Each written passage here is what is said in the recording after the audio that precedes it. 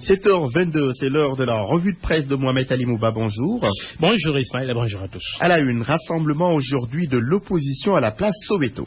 Le Sénégal va-t-il connaître notre 23 juin? L'opposition qui exige la reconnaissance de son groupe parlementaire appelle en tout cas à une grande mobilisation devant les grilles de l'Assemblée nationale, annonce enquête. Ce sera la guerre comme à la guerre, assure de Croix Oumar Sarr et entre autres. Ils vont faire face pour Thierno Bocoum de Rewmi, toujours dans ce journal.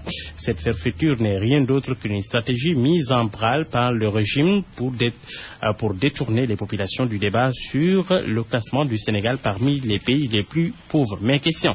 Le PDS et ses amis vont-ils réussir le défi de la mobilisation? Pas sûr, selon enquête, surtout que depuis la chute d'Abdoulaye Wade le 25 mars 2012, le PDS peine à mobiliser ses militants et sympathisants. Sa première sortie publique à la place de l'Obélisque, quelques mois seulement après l'installation du président Macky Sall au pouvoir, a été un flop. Les derniers rassemblements ont tous eu le meilleur sort.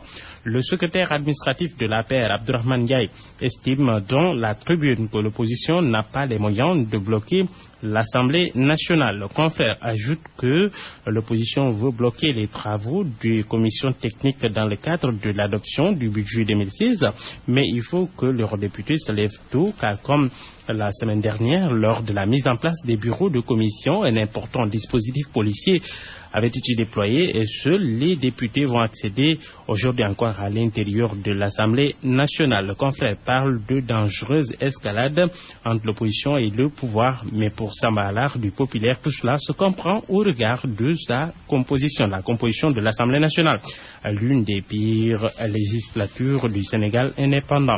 Le billetiste qui manque se demande si finalement on n'a pas une ensablée à la place d'une Assemblée nationale. Le président de la République, lui, est toujours droit dans ses bottes. La République ne va pas fléchir, Mohamed Ali Mouba. Il y a des normes et des limites dans ce pays, titre l'Observateur qui reprend les propos du chef de l'État qui s'est entretenu avec les envoyés spéciaux de la presse à bord de l'avion présidentiel qui menait donc le chef de l'État en France et en Inde. Dans une interview pleine page, Macky Sall déclare que la liberté ne veut pas dire de l'anarchie. Faire tout ce que l'on veut n'est pas possible. Tous ceux qui travaillent à ternir l'image des institutions de la République sont avertis.